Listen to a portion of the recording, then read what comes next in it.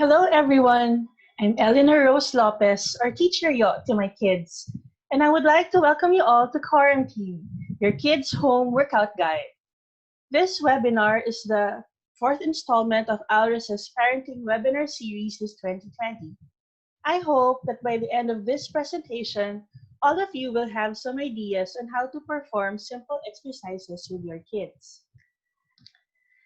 This presentation is entitled Quarantine because it's all about core muscle strengthening exercises. Specifically, I would discuss what your core muscles are and why is it important to strengthen them. Next, I'll tell you some warning signs to look out for to know if your child has poor core muscle strength. Lastly, I'll give you some easy activities that you could do at home to strengthen these muscles. I'll also include some tips on what toys or equipment you could use in doing these exercises. By the way, I'd like to thank Teacher Adria, one of our staff PTs in ALRES, for coming up with that very catchy title. So why did I choose to talk about this topic? Well, I'm a pediatric physical therapist, so I mostly deal with kids who need a little push in their motor development. I've been working in this field for quite some time already, and I noticed that having good core muscle strength helps children move easily and efficiently. Exercises to strengthen the core muscles are always a mainstay in my sessions at ALRES.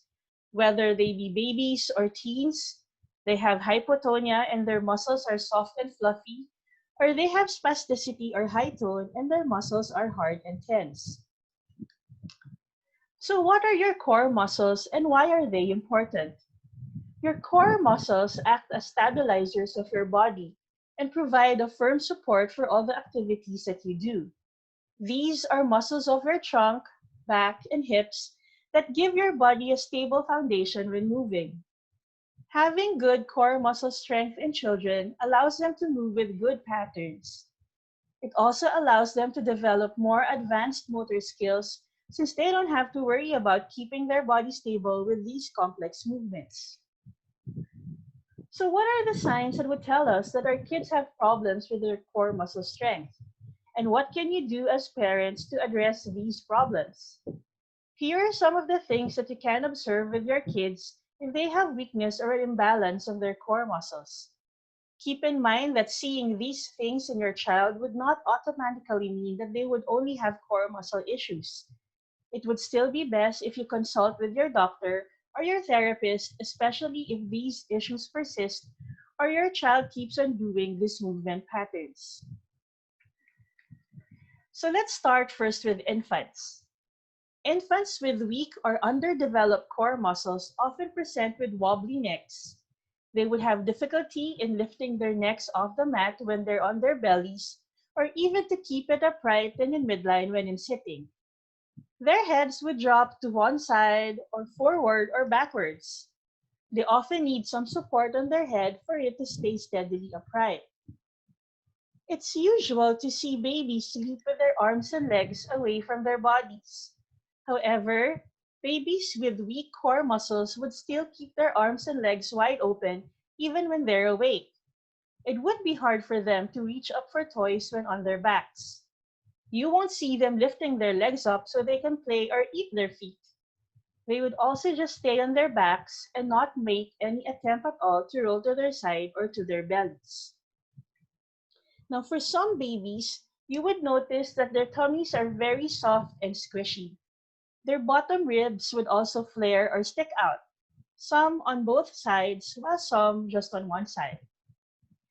So now that we've identified some signs that our babies might have core muscle issues, what can you do at home to help their core muscles develop?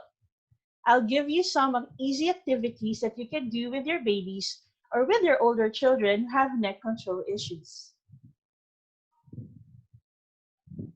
Now, the first and the easiest things that you can do is to put your children in positions that would encourage them to play with their arms and feet. If you observe that their arms are always away from their bodies, you could position them in side lying or lying on their sides. This way, they would see that their hands are in front of their faces, and this would encourage them to play with their hands. It would also give them the knowledge that they have hands and would give them the motivation to play with their hands closer to their faces to play with them when they're lying on their backs. You could prop a hot dog pillow or a rolled towel on their backs to help support them in side lying. You could also put mirrors or toys in front of their faces to encourage them to stay in this position for a longer time. Now, don't forget to do this also on the other side to give them equal sensory input to both sides of their bodies. Another position that is helpful for them is lying on their backs with a pillow or folded blankets or towels under their heads. It might be difficult at first for them to lift their heads off the floor. Elevating their head a bit could make head lifting and head turning easier for them. Showing toys at the level of their chest or abdomen would encourage them to look down and tuck their chins, making it easier for them to activate their core muscles. You could also show them their feet while in this position, letting them touch their feet with their hands.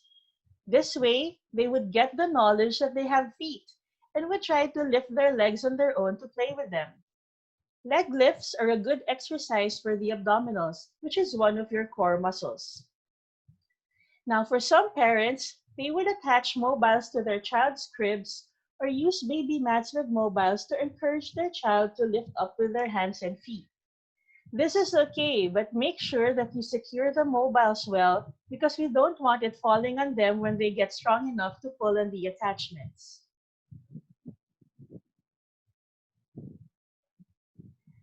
Another activity that you could do, which I already mentioned earlier, are chin tuck exercises. These exercises are very helpful in gaining good neck control and core muscle activation. We usually start with our hands on both shoulders of the baby, just like in the video. You could call the baby's name or show a toy that the baby could reach up for, thus performing a sit-up. If the child is not able to actively lift his or her body off the mat, you could start halfway up and find the range where he or she could move up independently. As they get stronger, you can lower your starting position. For kids who can use their arms in pulling themselves up, you could facilitate the movement by holding their hands instead of letting them pull up, instead of supporting their shoulders. Note that this should only be done if the kid is able to tug on your hands. Otherwise, their shoulders might still be weak and you risk giving your child a shoulder dislocation.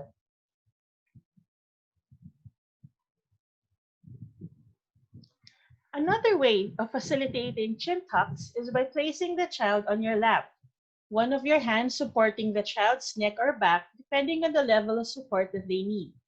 Your other hand is on the child's upper chest, giving a downward pressure towards the child's abdomen to facilitate the chin tuck motion.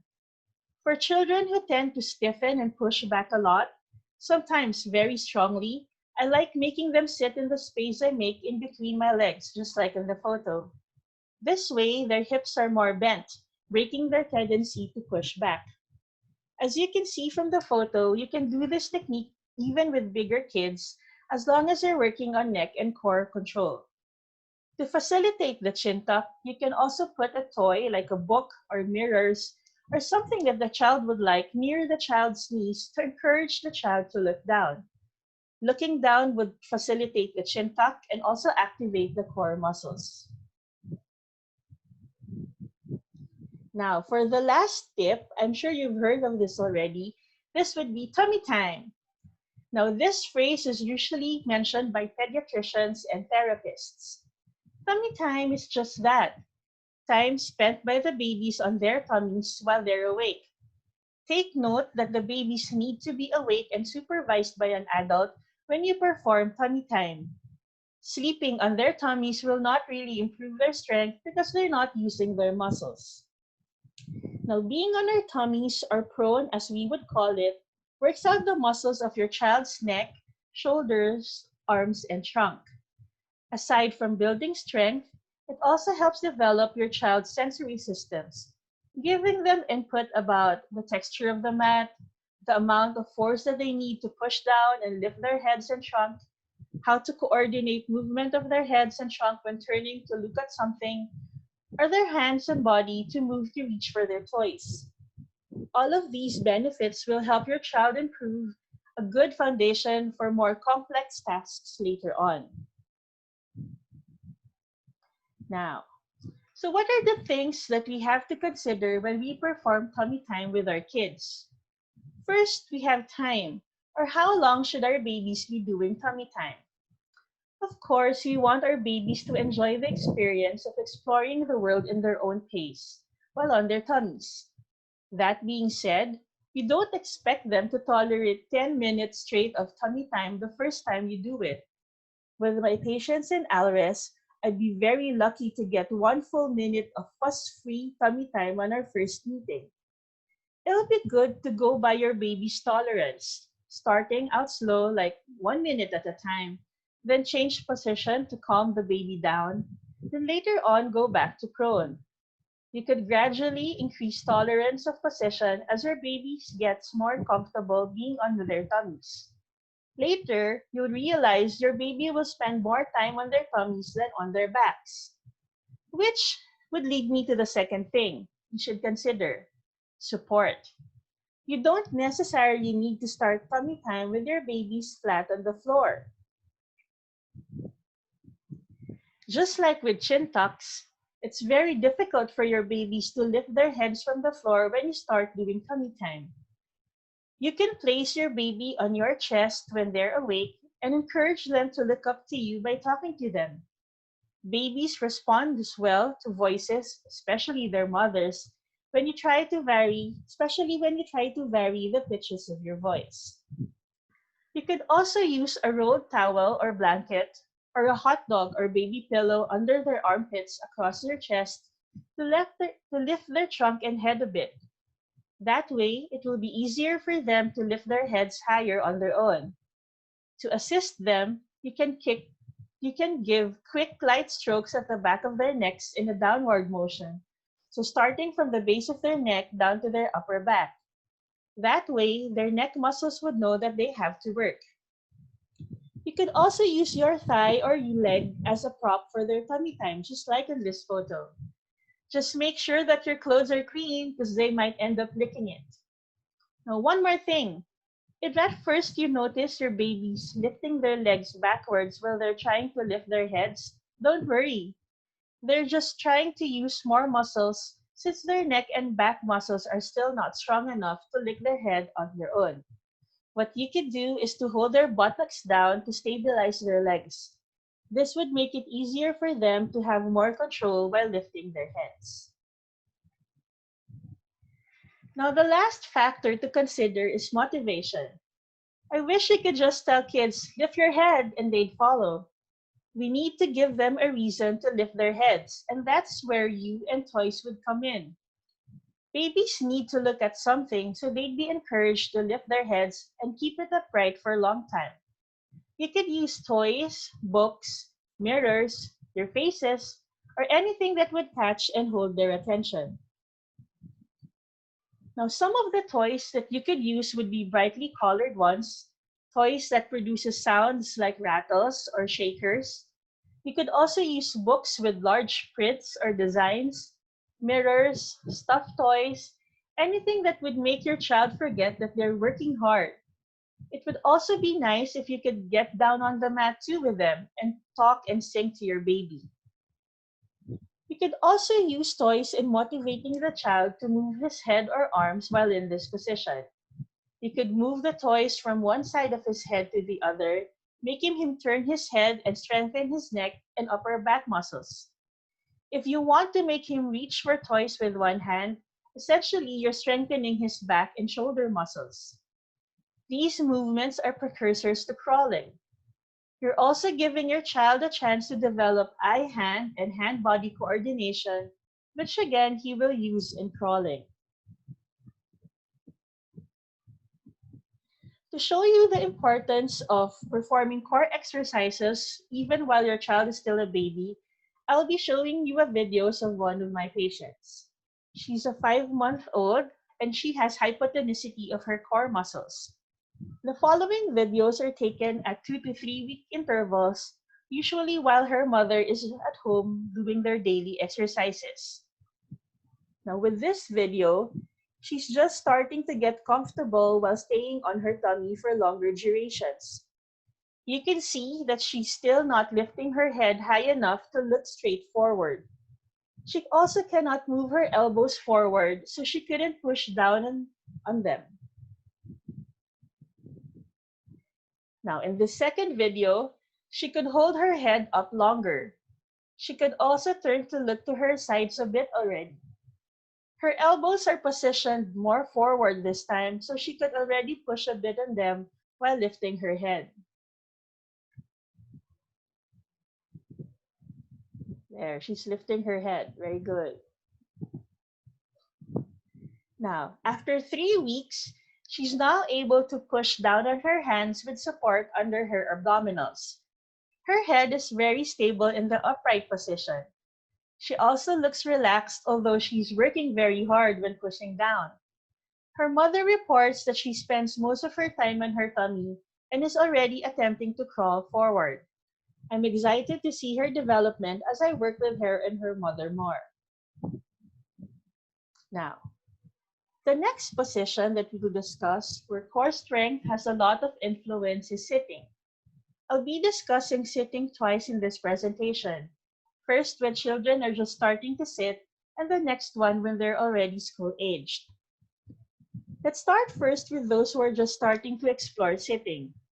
Once children gain enough core strength to lift their heads higher in prone, they will start attempting to go into sitting. This is quite an exciting time for parents since sitting is a big milestone for children. Sitting allows children to experience balancing their heads and trunk in the upright position. The muscles of your kid's neck and trunk need to work together for them to sit independently. Sitting also gives them a lot of new sensory input from a new perspective since their head is much higher in space than when they're doing tummy time to feeling their weight on their buttocks. Sitting independently without any hand propping also allows for development of control of their arms and hands. Once they free up their hands, they start to explore different grasp and hand manipulation patterns.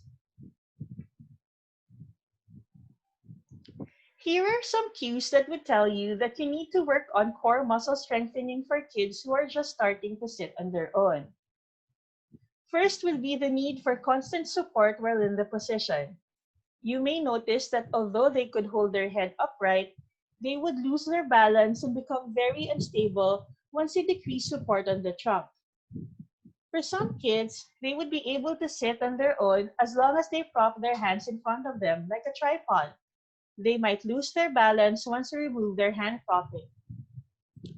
Another common compensation of kids in this stage is to assume W sitting. Now, W sitting in itself is not really bad. It's just another position that kids would sometimes explore and go into while playing. If it's just an option in sitting, then it's okay. But if it becomes the only option in sitting, then that's when it becomes a problem. Kids with poor core strength often go into W sitting because it's a very stable position for them. Their hips would be locked in place, so they don't need to rely on core strength for balance. However, W sitting prevents your kids from being able to turn their trunks and reach to their sides. Prolonged W sitting also makes children prone to develop deformities on their legs. Some kids would be able to sit on their own, but you would notice that they would have a slouched posture. Their backs will be rounded, they will be sitting on the back sides of their pelvis, their heads will not be in good alignment with their trunk. For kids with low tone, having poor core muscle strength also contributes to them having sustained open mouth postures, as you can see in this photo. So what can we do for kids in this stage? I'll be giving you some balance activities that you could do to improve their core strength. The first activity is very easy. You just sit your kid in front of you. Instead of holding them from under their arms, move your hands lower to their mid-chest. This way, the child will feel the need to activate his or her core muscles bit by bit. Present the toy in front of them and slowly move the toy to different directions while the child is looking at it. Now, this movement is already an exercise. You could also encourage the child to reach for toys, putting more demands on their core strength. Making them reach for toys is a good way to slowly make them sit without hand propping. You can present toys at different directions and different levels. As they get better, you could move your support further down their body until they could balance their trunk all by themselves. Make sure that the child is performing the activity slowly with controlled motions. At first, you might notice that their movements will be a bit jerky, but it should improve as you do the activity more often. Hmm. Now, the next activity is what we call the tilts. We usually make the child sit on an exercise ball, but if you don't have it at home, you can easily do this activity with the child sitting on your lap. Again, provide support from the mid-chest down, not under the child's arms. Slowly tilt the child to one direction and wait for them to move their bodies back to the middle. If you tilt them towards the left, the child should move towards the right to balance his or herself. If you move the child forward, the child should move his or her trunk backwards to recover. Start by doing small ranges first before doing bigger movements to get the child used to the activity. You could also present toys on the opposite side of the tilt to encourage the child to go to that side. For example, when tilting to the right, have your toys ready on the left side so the child will know that he or she should go to the left. The ability to balance the body while doing tilts is a very good strengthening activity for the core muscles. At the same time, it promotes the development of balance reactions for the child.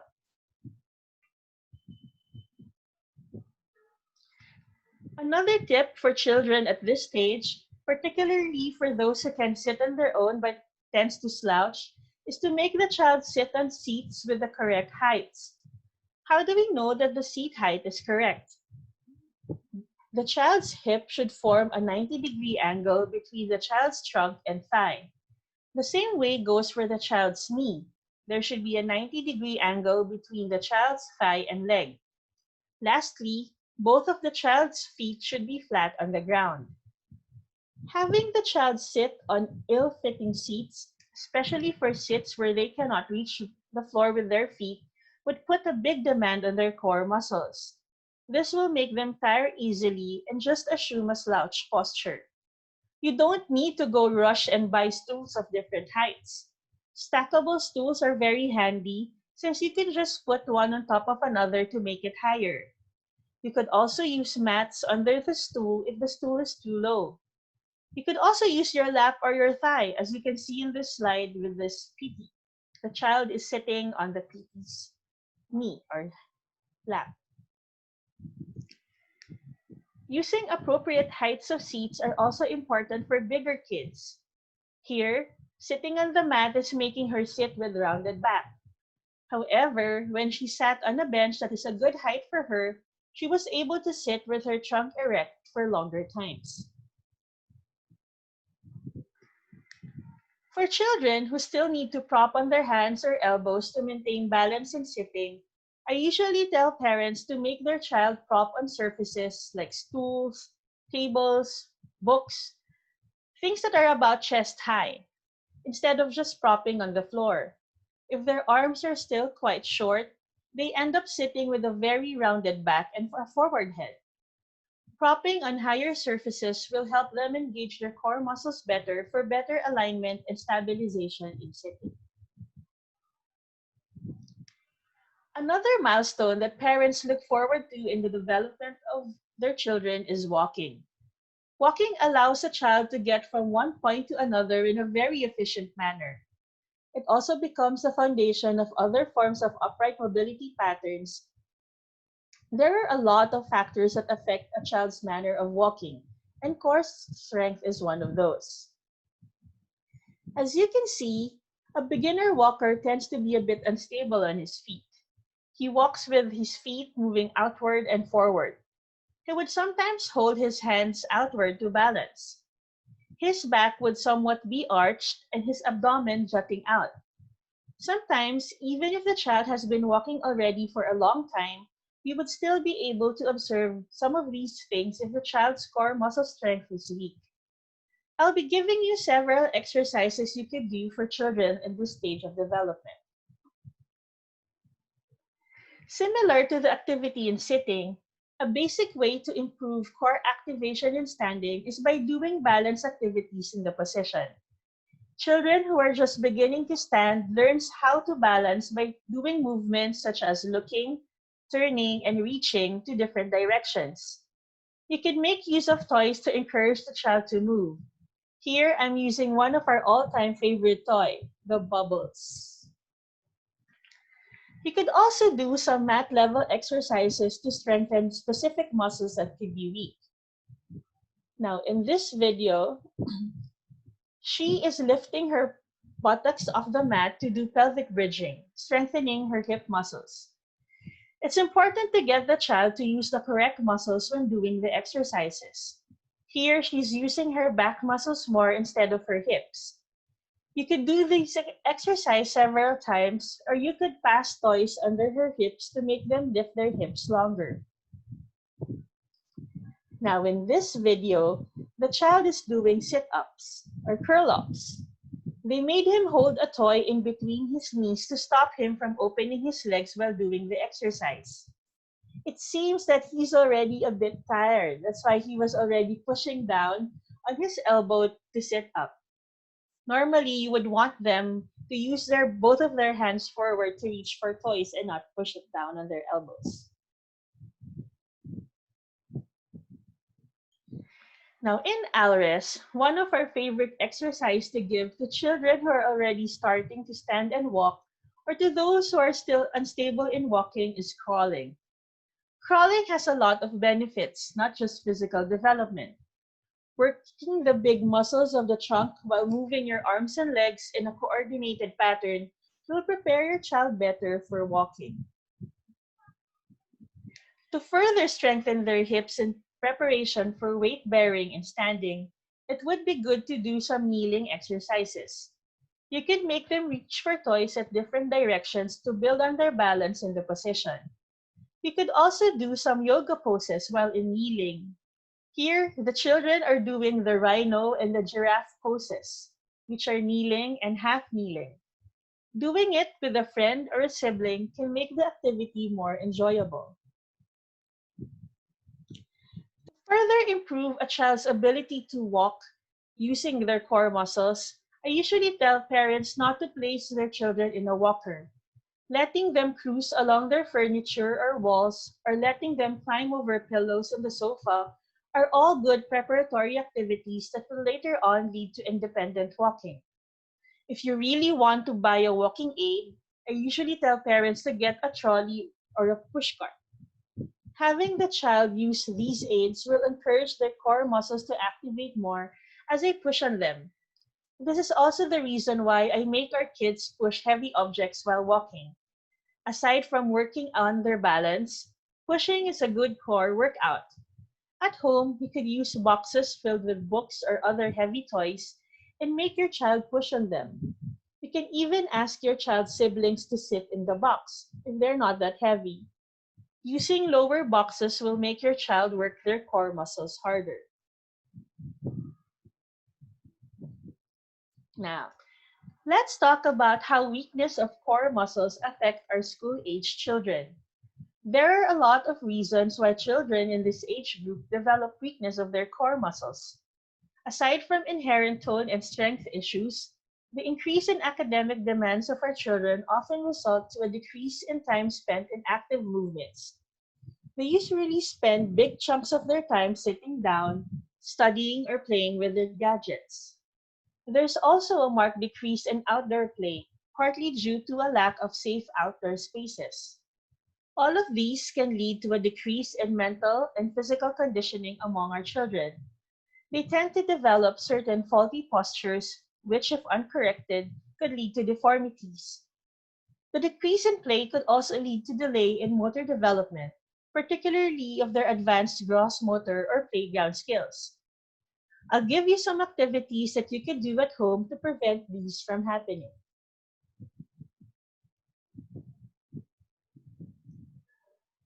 A good way to build core strength is by doing animal walks. You can do these as a race with the other siblings or as a part of an obstacle course. In this video, she's doing the crab walk.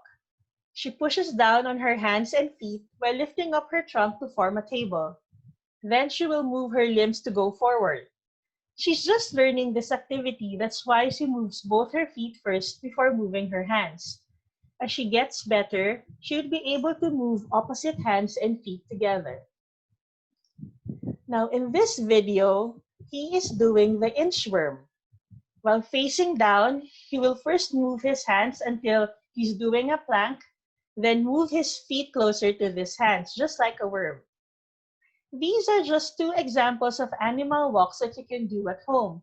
There are a lot more like bear walks and monkey walks.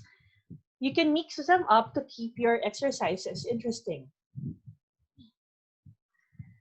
Another exercise that you could do would be leg lifts. You can start by having the child lie on his or her back, then just ask them to lift their legs. Movement should be slow and controlled.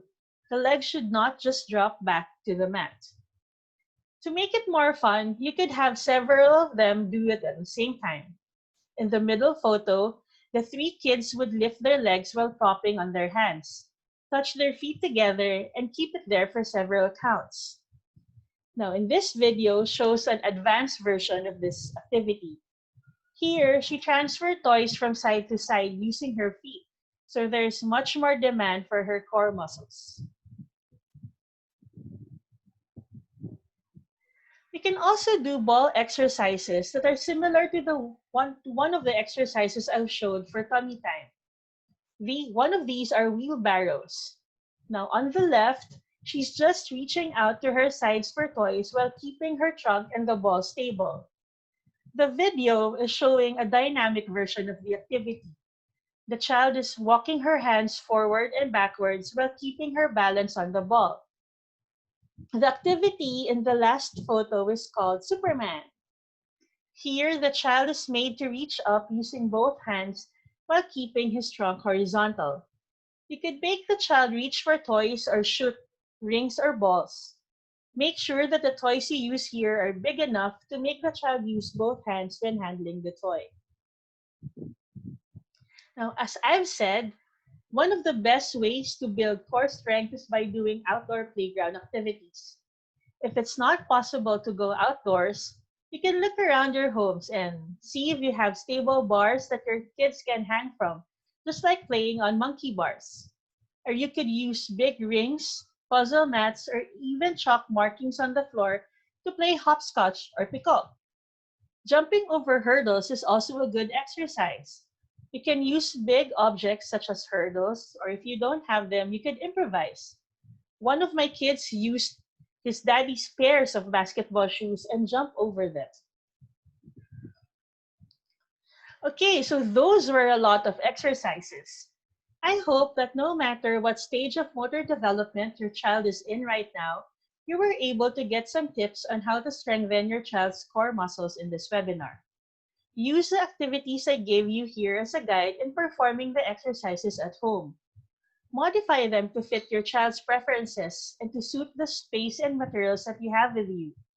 I know it can be quite overwhelming, but do not be afraid. As G.I. Joe would say, now you know, and knowing is half the battle. This webinar has been brought to you by Inspiring Curiosity Toy Store and Adarna House. Check out their Instagram and Facebook pages for good toy and book ideas to use when performing your core strengthening activities.